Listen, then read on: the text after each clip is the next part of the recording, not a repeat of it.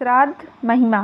भागवत गीता के 7वें अध्याय का महात्म्य। भगवान शिव कहते हैं, हे पार्वती, अब मैं 7वें अध्याय का महात्म्य बतलाता हूँ, जिसे सुनकर कानों में अमृत राशि भर जाती है।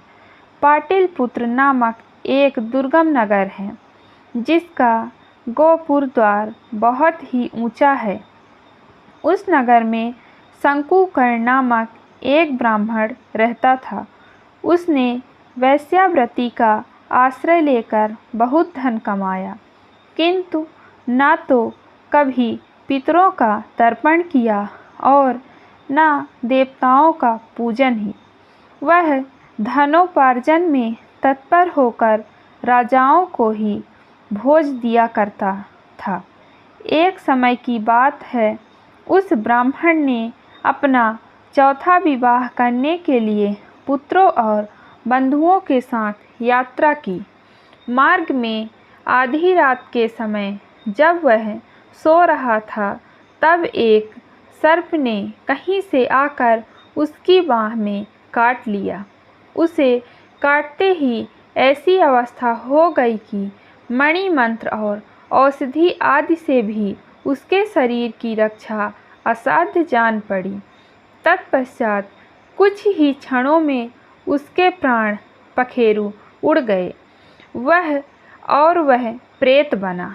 फिर बहुत समय के बाद वह प्रेत सर्प योनि में उत्पन्न हुआ।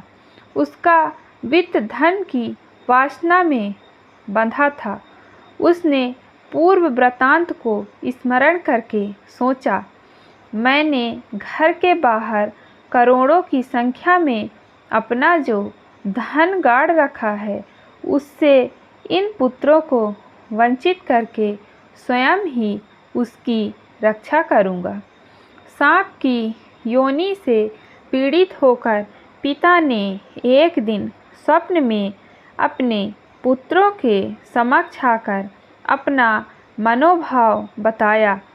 तब उसके पुत्रों ने सवेरे उठकर बड़े विस्मय के साथ एक दूसरे से स्वप्न की बातें कही। उनमें से मझला पुत्र कुदाल हाथ में लिए घर से निकला और जहाँ उसके पिता सर्प योनि धारण करके रहते थे, उस स्थान पर गया। यद्यपि उसे धन के स्थान का ठीक ठीक पता नहीं था, तो भी उसने चिन्हों से उसका ठीक निश्चय कर लिया और लोभ बुद्धि से वहां पहुंचकर बावी को खोदना आरंभ किया। तब उस बावी से बड़ा भयानक सांप प्रकट हुआ और बोला, ओ मूढ़, तू कौन है? किस लिए आया है? यह बिल क्यों खोद रहा है? किसने तुझे भेजा है? ये सारी बातें मेरे सामने बता।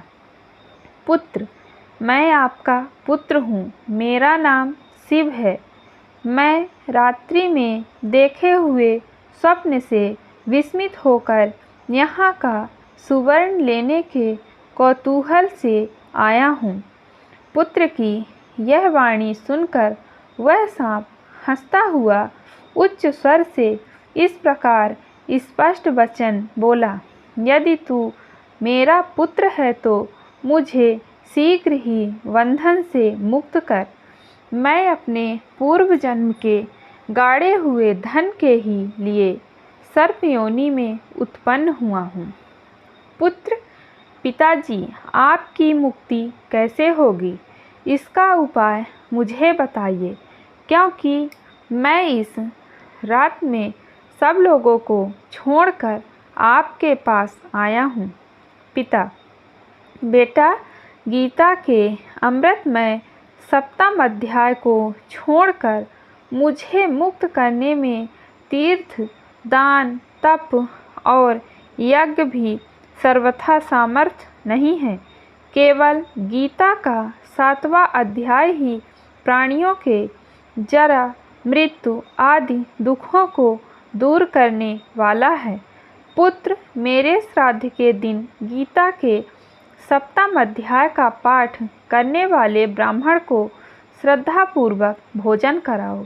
इससे निसंदेह मेरी मुक्ति हो जाएगी।